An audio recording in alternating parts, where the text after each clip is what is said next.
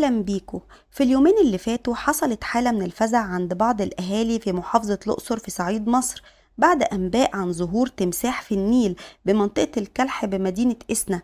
وفي فيديو تداوله رواد مواقع التواصل الاجتماعي عن ظهور أحد التماسيح بأحد المراسي النيلية تم التقاطه من أحد الفنادق العائمة خلال رحلة نيلية. بدأت ساعتها التحذيرات للأهالي وخاصة المقيمين بجوار النيل ومنع أطفالهم من السباحة في المية.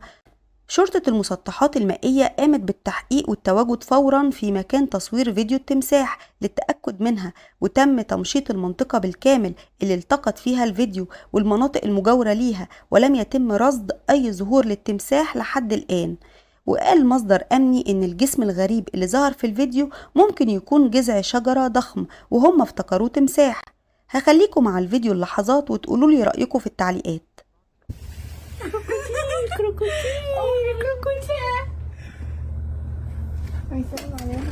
انا قلت ده كان يتفز جزين بيطلعوا يا لهوي.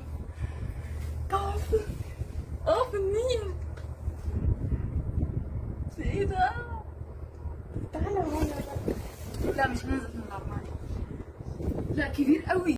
هو فعلا ممكن تلاقي تماسيح في نهر النيل، لكن بعد بناء السد العالي التماسيح كلها اختفت لما وراء السد، لأن السد فيه حواجز بتمنع التماسيح دي من العبور لبعد السد، والسد كمان فيه توربينات ممكن تفرم أي حاجة تعدي جواها. عشان كده معظم التماسيح بتعيش فيما وراء السد، بالتحديد في بحيرة ناصر، وممنوع الصيد فيها بسبب وجود من 80 لأكتر من 120 ألف تمساح.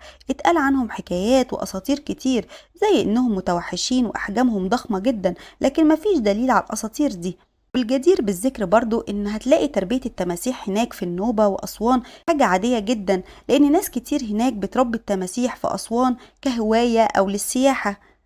وهنعمل فيديو قريب عن الفرق بين التمساح النيلي وتمساح المياه المالحة إن شاء الله. بكده يبقى انتهى فيديو النهاردة، يا رب يكون عجبكم، واستنونا في فيديو جديد، ودمتم في أمان الله. مع السلامة.